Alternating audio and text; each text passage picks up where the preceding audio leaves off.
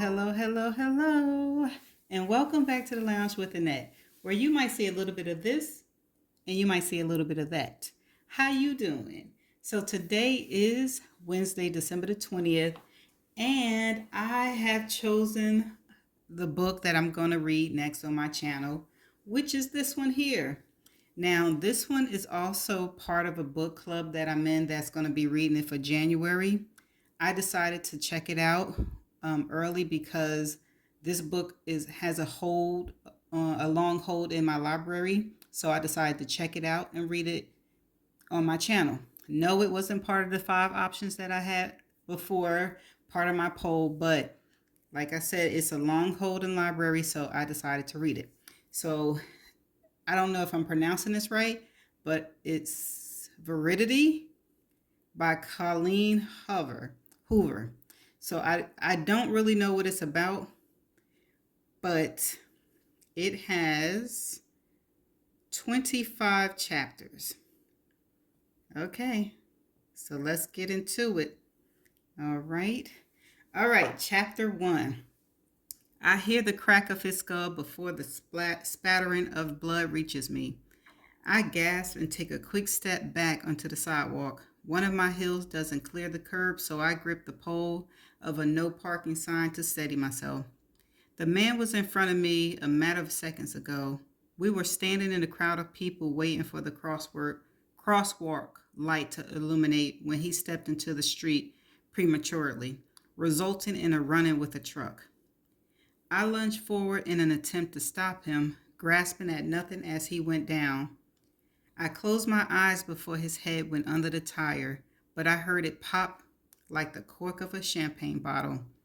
He was in the wrong, looking casually down at his phone, probably a side effect of crossing the same street without incident many times before. Death by routine. People gasp, but no one screams. The passenger of the offending vehicle jumps out of the truck and is immediately on his knees near the man's body. I back away from the scene as several people rush forward to help. I don't have to look at the man under the tire to know he didn't survive that. I only have to look down at my once white shirt, at the blood now splattered across it, to know that a hearse would serve him better than an ambulance. I spin around to move away from the accident to find a place to take a breath, but the crosswalk sign now says walk and a thick crowd takes heed, making it impossible for me to swim upstream in the Manhattan River. Some don't even look up from their cell phones as they pass right by the accident. I stop trying to move and wait for the crowd to thin. I glance back towards the accident, carefully not to look directly at the man. The driver of the truck is now at the rear of the vehicle, wide-eyed on a cell phone. 3, maybe 4, people are assisting them. A few are led by their morbid curiosities, filming a gruesome scene with their phones. If I were still living in Virginia, this would play out in a completely different manner. Everyone around would stop. Panic would ensue. People would be screaming. A news crew would be on the scene in a matter of minutes. But here in Manhattan, a pedestrian struck by a vehicle happens so often, it's not much more than an inconvenience. A delay in traffic for some, a ruined wardrobe for others. This probably happens so often, it won't even end up in print. As much as the indifference in some of the people here disturbs me, it's exactly why I moved to this city 10 years ago. People like me belong in overpopulated cities. The state of my life is irrelevant in a place this size. There are far more people here with stories much more pitiful than mine. Here, I'm invisible, unimportant. Manhattan is too crowded to give a shit about me, and I love her for it. Are you hurt? I looked up at a man as he touches my arm and scanned my shirt. Deep concern is embedded in his expression as he looks me up and down, assessing me for injuries. I can tell by his reaction that he isn't one of the more hardened New Yorkers. He might live here now, but wherever he's from, it's a place that didn't completely beat the empathy out of him. Are you hurt? The stranger repeats. Look at me in the eye this time. No, it's not my blood. I was standing near him when I stopped speaking. I just saw a man die. I was so close to him. His blood is on me. I moved to this city to be invisible, but I am certainly not impenetrable. It's something I've been working on, attempted to become as hardened as the concrete beneath my feet. It hasn't been working out so well. I can feel everything I just witnessed settling in my stomach. I covered my mouth with my hand, but pulled it away quickly when I feel something sticky on my lips. More blood. I look down at my shirt. So much blood, none of it's mine. I pinch at my shirt and pull it away from my chest, but it sticks to my skin in spots where the blood spatters are beginning to dry. I think I need water. I'm starting to feel lightheaded, and I want to rub my forehead, pinch my nose, but I'm scared to touch myself. I look up at the man still gripping my arm. Is it on my face? I ask him. He presses his lips together and then darted his eyes away, scanning the street around us. He gestures towards a coffee shop a few doors down. They'll have a bathroom, he says, pressing his hands against the small of my back as he leads me in that direction. I look across the street at the Phantom Press building I was heading to before the accident. I was so close, 15, maybe 20 feet away from a meeting I desperately need to be in. I wonder how close the man who just died was from his destination. The stranger holds the door open for me when he reached the coffee shop. A woman carrying a coffee in each hand attempts to squeeze past me through the doorway until she sees my shirt. She scurries backwards to get away from me, allowing us both to enter the building. I move toward the women's restroom, but the door is locked. The man pushes open the door to the men's restroom and motions for me to follow him. He doesn't lock the door behind us as he walks to the sink and turns on the water. I look in the mirror, relieved to see it isn't as bad as I fear. There are a few speckles of blood on my cheeks that are beginning to darken and dry, and a spray above my eyebrow. But luckily, the shirt took the brunt of it all.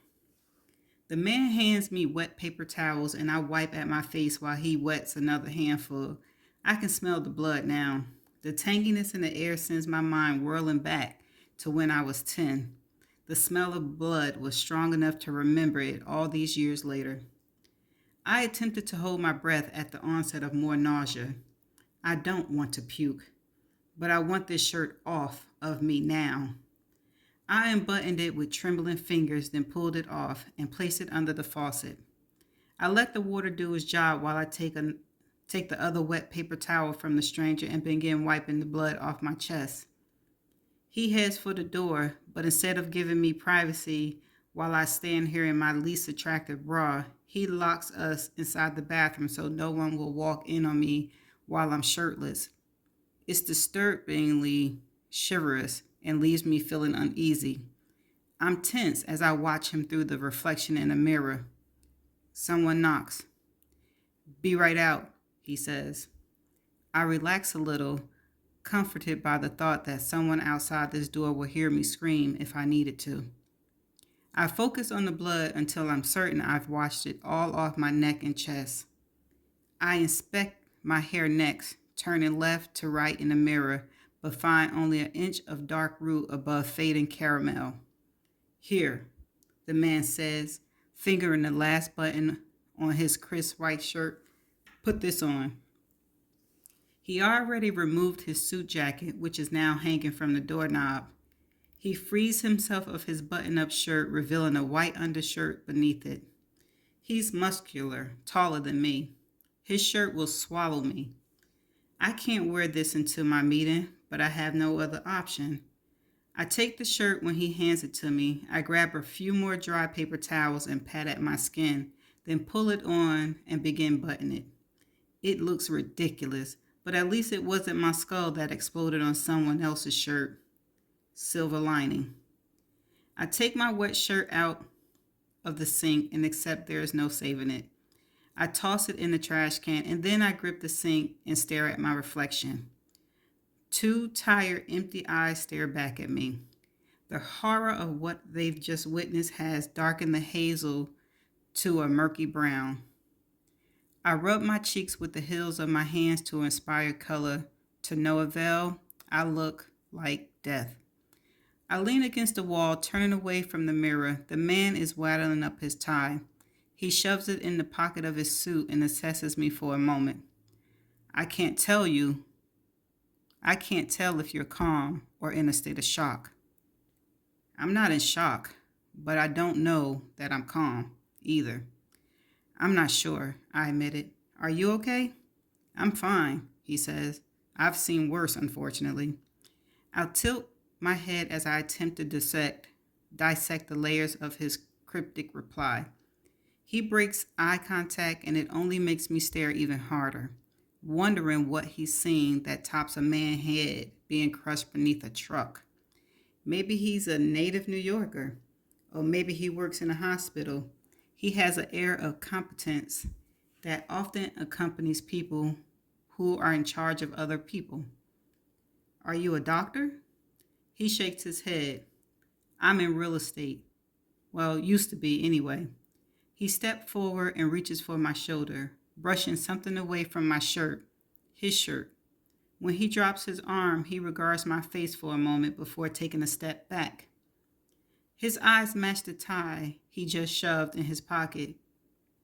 He's handsome, but there's something about him that makes me think he wishes he weren't. Almost as if his looks might be an inconvenience to him. A part of him he doesn't want anyone to notice. He wants to be invisible in this city, just like me. Most people come to New York to be discovered. The rest of us come here to hide. What's your name? He asks. Lowen. There's a pause in him after I say my name, but it only lasts a couple of seconds. Jeremy, he says. He moves to the sink and runs the water again and begins washing his hands. I continue to stare at him, unable to mute my curiosity. What did he mean when he said he's seen worse than the accident we just witnessed? He said he used to be in real estate, but even the worst day on the job as a realtor wouldn't fill someone with the kind of gloom that's filling this man. What happened to you? I asked. He looked at me in the mirror. What do you mean? You said you've seen worse. What have you seen? He turns off the water and dries his hand, then faces me. You actually want to know? I nod. He tossed a paper towel into the trash can and then shoves his hand in his pocket. His demeanor takes an even more sullen dive. He looks me in the eye, but there's a disconnect between him and this moment. I pulled my 8-year-old daughter's body out of a lake 5 months ago. I sucked in a rush of air and bring my hand to the base of my throat. It wasn't gloom at all in his expression. It was despair. I'm so sorry, I whispered, and I am. Sorry about his daughter, sorry for being curious. What about you? He asks. He leans against the counter like this is a conversation he's ready for, a conversation he's been waiting for, someone to come along and make his tragedy seem less tragic. It's what you do when you've experienced the worst of the worst. You seek out people like you, people worse off than you, and you use them to make yourself feel better about the terrible things that have happened to you. I swallow before I speak because my tragedies are nothing compared to his. I think of the most recent one, embarrassed to speak it out loud because it seemed so insignificantly compared to his. My mother died last week. He doesn't react to my tragedy like I reacted to his. He doesn't react at all, and I wonder if it's because he was hoping mine was worse. It isn't. He wins. How did she die? Cancer. I've been caring for her in my apartment for the past year. He's the first person I said that to out loud. I can feel my pulse throbbing in my wrist, so I clasp my other hand around it. Today is the first time I've stepped outside in weeks. We stare at each other for a moment longer. I want to say something else, but I've never been involved in such a heavy conversation with a complete stranger before. I kind of want it to end because where does the conversation even go from here? It doesn't. It just stops. He faces the mirror again and looks at himself, pushing a strand of loose dark hair back in place. I have a meeting I need to get to. You sure you'll be okay? He's looking at my reflection in the mirror now. Yes, I'm all right. All right? He turns, repeating the word like a question, as if being all right isn't as reassuring to him as if I said I would be okay. I'll be all right, I repeated. Thank you for the help. I want him to smile, but it doesn't fit the moment. I'm curious what his smile would look like. Instead, he shrugs a little and says, All right then. He moves to unlock the door. He holds it open for me, but I don't exit right away. Instead, I continue to watch him, not quite ready to face the world outside. I appreciate his kindness and want to say more, to thank him in some way, maybe over coffee or by returning his shirt to him. I find myself drawn to his altruism, a rarity these days, but it's the flash of wedding ring on his left hand that propels me forward, out of the bathroom and coffee shop, onto the streets, now buzzing with an even larger crowd. An ambulance has arrived and is blocking traffic in both directions. I walk back towards the scene, wondering if I should give a statement. I wait near a cop who is jolting down other eyewitnesses' accounts. They aren't any different from mine, but I give them my statement and contact information.